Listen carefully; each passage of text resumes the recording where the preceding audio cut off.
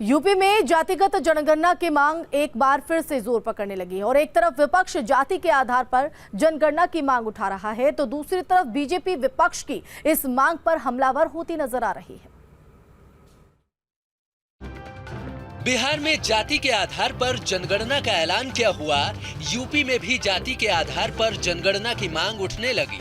चुनाव से पहले जो राजभर अपनी जीत पर जातीय जनगणना के वादे करते थे, वो अब सरकार से यही मांग कर रहे हैं और राजभर की सियासी साथी समाजवादी पार्टी भी उनकी मांग पर हामी भरते नजर आ रही है।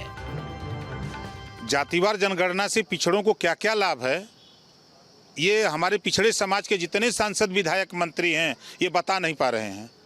इसको बताने के लिए हमको ज़रूरत है जो पढ़े लिखे लोगों की, जो पढ़े लिखे लोग हैं उनको मैदान में उतार करके समाज को समझाने की ज़रूरत है। माननीय राष्ट्रीय अध्यक्ष श्री अखिलेश यादव जी ने नेता प्रतिपक्ष की हैसियत से बार बार सरकार से कहा कि आप अपने संसाधन से, जब आप कह रहे हैं कि हम डाटा सेंटर बना रहे हैं, इतने करोड़ का इन्वेस्ट कर रहे हैं, हमारे पास सब कुछ डाटा में आएगा, तो क्यों न जातियों की जनगणना करा ली जाए, जिससे ये बड़े दिनों से जो झगड़ा है वो खत्म हो जाए।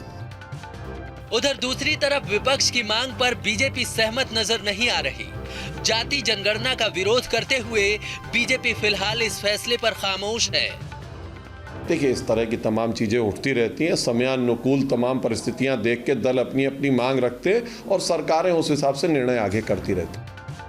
बिहार सरकार के फैसले के बाद जाति के आधार पर जनगणना की मांग का जिन फिर से जाग गया है। अब चुनाव से पहले जातीय जनगणना के वादे करने वाला विपक्ष अब जाति के आधार पर जनगणना का दबाव बना रहा है। देखना होगा कि बीजेपी सरकार का अगला फैसला क्या होता है। Team news state.